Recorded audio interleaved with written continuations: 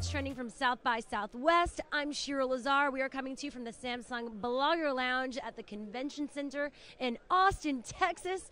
I'm so excited. We are, of course, here because of Samsung. So keep on watching. We have a ton of people coming through, online influencers, celebrities, everyone who's here. They'll be coming by the Samsung Blogger Lounge for interviews. We're also taking your questions. So tweet us at What's Trending, hashtag South by Southwest, and we will ask all those great questions to our wonderful guests. You talked about Pinterest. Let's go back to that. How can people take advantage of that?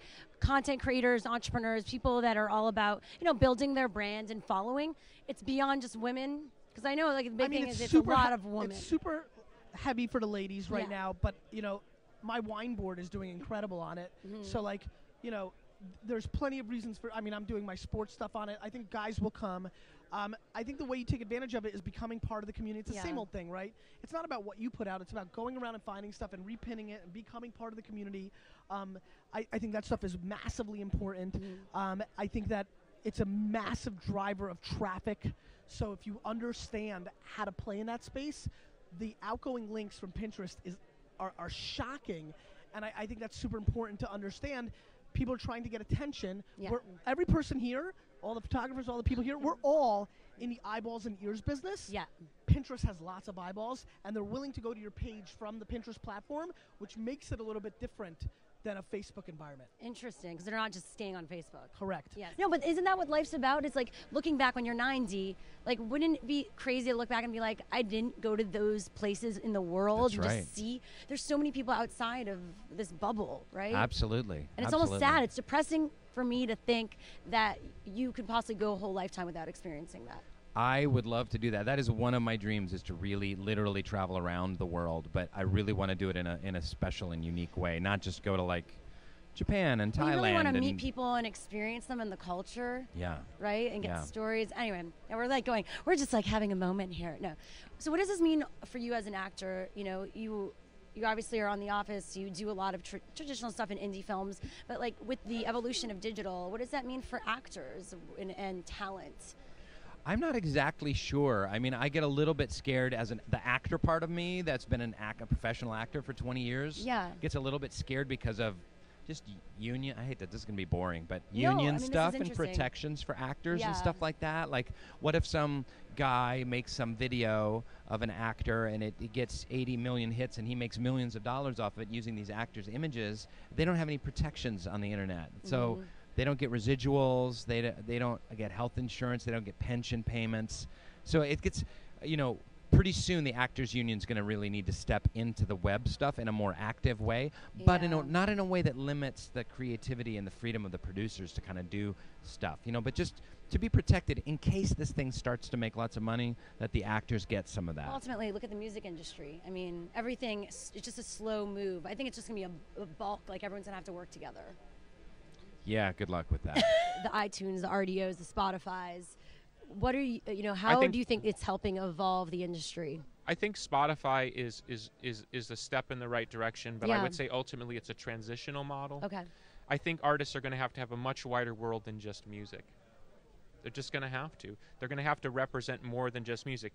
For one artist, it might be their charity, their music, and maybe access into a part of their world that people are emotionally invested. For another artist, it may be they're a painter and they write songs and they make videos for other bands that draw in a different audience. That you're just going to have to be more diverse and you're going to have to be smarter. But if you keep begging the audience to do you this one favor, which is to buy this one piece of plastic, which everybody knows is worthless, it doesn't work. So I want to know what you've done. You said you did before Radiohead did it, you had put out your music on, distribute it for free, or not for free, of yourself. No, we gave away one album for free in 2000. Yeah, and I have given music away for free. So how are you using online and digital tools right now in interesting ways? Let's go through some case studies that you guys have been through recently. Well, this is where it's difficult to answer your question, because I think that almost all those systems really don't work. Okay, there is the let me get enough Twitter followers, let me get enough Facebook likes. I don't think those things really at the end of the day work. Because if they did, then Lady Gaga would have sold 3 million albums in her first week and not 1 million, you know what I'm saying? we have 1.3 million Facebook followers. It doesn't mean 1.3 million people run out and buy anything you put out. It just doesn't work like that. And in fact, if you try to go to those 1.3 million people and say, "Oh, will you please buy it?" They'll do the opposite. They'll say you, and they won't buy anything. How do you think digital is kind of changing the entertainment industry right now? And where do you see it going? I mean, I think people are congregating towards individuals, and I think there's all these new portals, like what they're trying to do on MTV with all the different channels. Yeah. But really, that's just different places to speak. And I think entertainment is becoming individualized. And with the smart TVs that are going to be coming along, people are going to be able to program where they want to go. Yeah. And I think that reshapes the landscape. I think digital filmmaking reshapes the landscape, because before, when people couldn't create, when it was elitist, when it was too expensive, now people can actually tell their stories. It's not like, it's like before, like Cocteau talked about it. He said, you know, art's not art until it can be, everyone has a pencil and paper. That's when film will be that way. And now film is moving into that space. And I think that's going to dictate all the different channels, all the different opportunities. And we're going to dictate for ourselves where we want to be. Well, it's like the audience. I always say it's the audience now that's dictating. It's not an executive necessarily. Yeah. And that's what, again, that's what it's about, democracy. You know what I mean? It's about people speaking and finding their own thing. And that's what we were inspired by for Junto Box. Yeah. The founder really is Philippe Calan. It's his idea because he's a filmmaker who was always struggling and always trying to get his story out. And he's like, there's got to be a place where we can come together and speak and help each other and make movies. And so ultimately he asked me to help him make it happen, and we did. And now people, how does it work? When people go on the site, submit their idea, and then just work their way up. Is that how it works? They submit their idea. Yeah. Then they get friends to come in and they start moving up the scale. And they have to do certain things, like they have to put their visuals there, and they get to move up some more. They put their treatment, and it keeps developing. And during that process, we get to help them develop their film. If they aren't filmmakers, if they are filmmakers, they can move quickly up to the top. But there's this amazing team of people, Rachel McLean and Megan Westerby and all these different people who've been working on it to like really make the functionality work for people to have a experience, you know? Yeah, and you're not even on Twitter. Let's talk about social media and what that means to you, and maybe, you know, I want to hear why you've decided, both of you, not to be on Twitter. Well, it's interesting. You know, we sort of came of age with Buffy at the time when message boards were just really starting, and it was fun to see this evolve. Yeah. You know, and Buffy very much had a very interactive group, and I sort of missed that. It always felt like we were talking in secret with the fans, if that makes sense. Like it felt like no one was really watching us. We could just talk.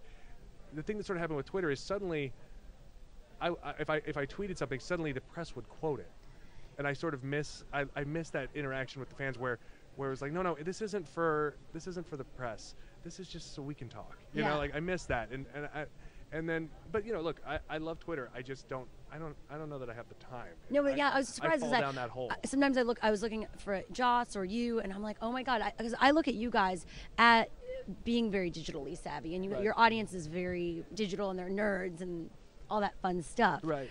So I guess, how do you continue to build those communities? Yeah, I'm trying to. I don't really know the answer to that question. Maybe just creating good stuff. Yeah, and just getting out there. Like, we love doing stuff like this. Like, I actually get to go meet fans in person, which is such a foreign element these days. It's actually nice to just sort of go out and talk to people on the street. It's like, what's going on in this day and age? I know, face to face. It's been fun. What does it mean for you to be a documentarian in the digital age? Ooh, that sounds like such a heady mouthful of a question. I mean, I think that we've always been such early adopters at my company, Warrior Poets, you know, and I was even long before I started my company. My first company was a web company. It was started, really? Yeah, my first company pre-making Super Size Me was a company that where we were launching television programs online to then springboard them off to film and TV, like basically using it as a pilot, just like we are now. Yeah. And but at the time in 2000, it wasn't quite where it is. But the first show we created, we sold to MTV. So it was the first show ever to go from the web to television. It was a big accomplishment at the time, but you know, but I always said this will come around, and now it has. Now you have the ability to stream things in real time, you know, high quality content. It's not just like these little 3-minute, 4-minute, 5-minute films anymore. People are watching movies, you know, streaming online now. So to have that audience that now is saying, I will give you more time for greater content was an opportunity we didn't want to miss. Yeah, and now today you made a big announcement with Hulu. Yeah, it's amazing. So not only are we doing the second season, but now we've just done, Hulu has just done a first look deal with Fremantle, where Fremantle will be selling Hulu series now around the world, and the first series that they're going to sell is A Day in the Life. So now people all across, the Middle East, South America, wherever, are going to get to see this series, and they're going to see it now on traditional platforms. Like Fremantle is going to be selling it to television networks. And we were saying before this how it's typically the opposite, where Fremantle and all these companies and networks want to get their stuff online, so they go to Hulu. That's right. And now Hulu, who's creating all this brilliant original content, is now saying, no, we're going to push it out into the world and kind of start to plant our flag and say, not only are we a great place to go watch content, but we're creators and producers of great content. Let's make people laugh right now. What should we do? Should we do something fun? Yeah, what are we going to do? Should you sing a song? Strangers in the night, exchanging glances, wandering. Is it that camera or that camera? Which camera? This camera. You could go to this camera. Wandering in the night, what were the chances? Sing it. I hope you sang it. Oh my God, you are always awesome and random and funny. No, you should definitely check out his stuff if you haven't. YouTube.com/WheezyWaiter. Wheezy Waiter. How are you sick of that name yet? The name? Yeah. No. It's like a band. You keep it. Are you gonna keep it forever? Probably. Yeah. I like the What does it alliteration. mean? Because you're a waiter. We know that. When I started, I was a waiter, and I have asthma. That's it. I feel like I'm one tweet away from getting fired every day. Like one drunk tweet away. It's like, oh, I feel good. No, I'm just going to say this. Screw it. And do you ever get that call? Like, no, please delete that right now. I actually got a call from, I actually tweeted something recently that I heard from people that did not care for it within the company that I work for, outside of Bravo, but within the larger company. But so you have to be careful. But I'm pretty good now. Again, I'm one you tweet need one away. of those those apps where it goes, should you be sending this? Are you sure? No, Are you just very, have to very think, sure? But you do have to think before you tweet. So. I'm just as guilty as you are. I mean, it's so easy and it's so impulsive and like. That being said, I'm on a live show every night or 5 nights a week drinking alcohol. So it's like sometimes. So it just kind of goes hand in hand. I know.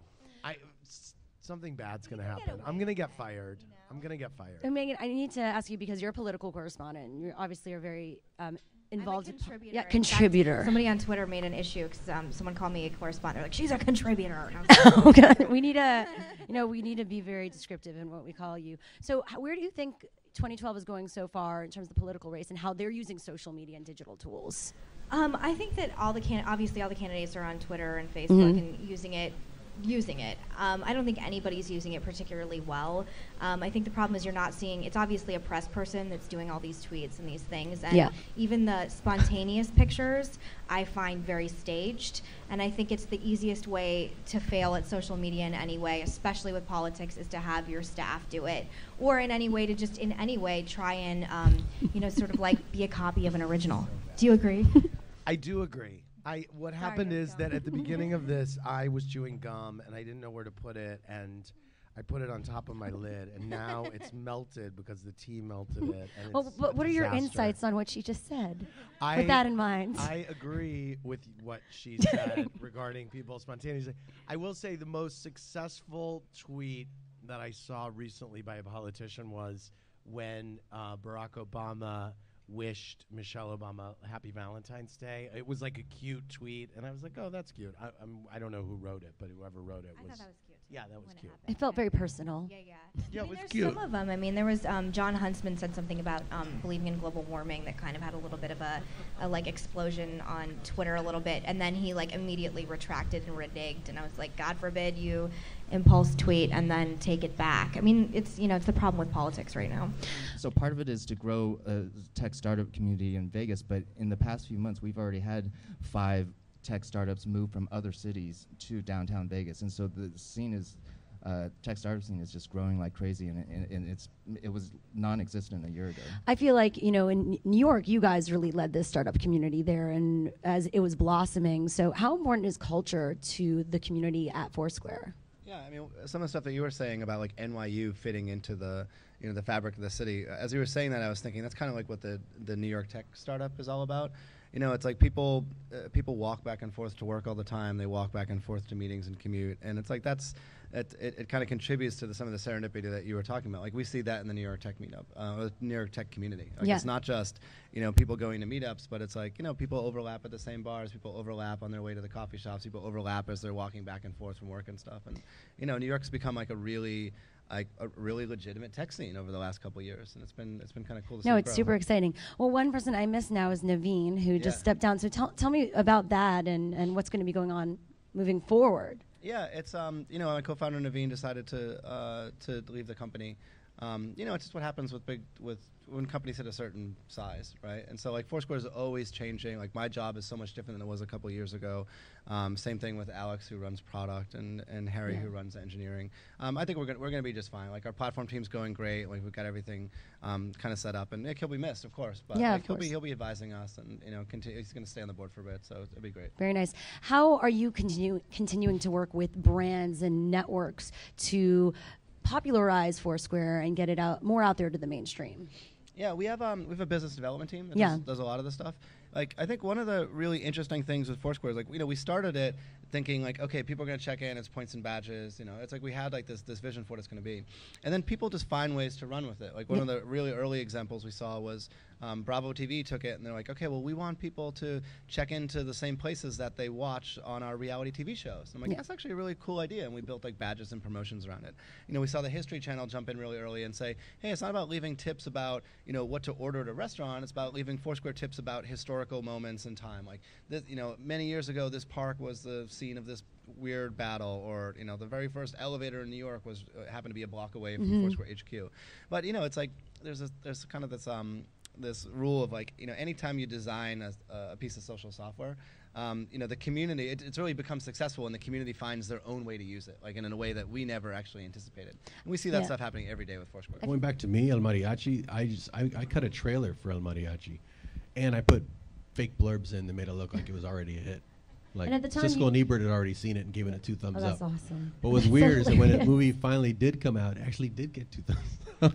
But so you can kind of just create this thing. You visualize, but no, you put it together so people can look at it in that light and they see it, and you just get it to anybody that you can. But thinking completely different is the key. If everyone is competing on one level, you got to think at another. Like for instance, like I'd always wanted to get in television, but TV is it was always so crowded. Everyone's trying to get in on Friday night on NBC. So what do you do when I've always heard this advice, and it made sense only recently, when everyone is doing the same thing and everyone's competing in the same realm, you have to think much bigger. There's a lot less competition up there. There's nobody up there actually. So find the hole to fill it instead of trying to get into other people's territory. I can't get my show on TV. I know. I'll own a network. Then I can put on any show that I want. And how many other people are going up for a network? You know how many other people applied for that network? How many? It was a lot, and then it wasn't a lot. 100 people in the whole country. In the whole country, 100 people threw in an idea for a network and showed a presentation. It's not a lot of people. That isn't a lot of people. For how many people have ideas? That's a lot less people that's in this room. So when you think about that, think about how can I show somebody, how can I get someone's attention? Everyone else is at the festival. Don't go to the festival. Think of something big. I mean, go to the festival, but think also something else beyond that. Don't rely on the festival, because then you're just crossing your fingers. You got to hit it from other ways. And that promotes much bigger thinking. I always say aim high, because if you aim just at the festival, you might hit it, and you might just hit lower. But if you aim really high, you might still just hit the festival, but at least now you got a chance that you'll hit there, or like straight up. So try to think as big as you can. And once again, thanks to all of you for joining us in person here, and all of you online for watching the past 3 days. We've been live from the Samsung Blogger Lounge at South by Southwest. Remember, go to samsung.com/howolympicareyu to check out the very first Samsung Olympic Genome Project. I'm Cheryl Lazar for What's Trending. I'll see you soon. Bye.